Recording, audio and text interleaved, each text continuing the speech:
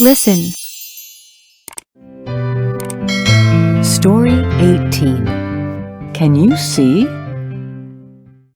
Leah learned something cool at school. She learned how to write something that no one can see.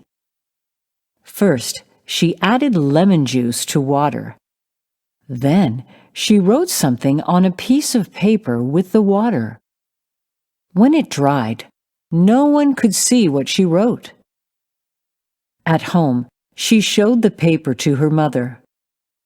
Her mother couldn't see anything on the paper.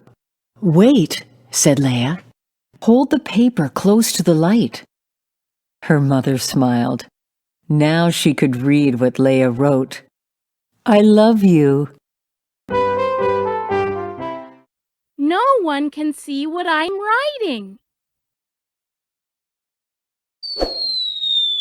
Read aloud.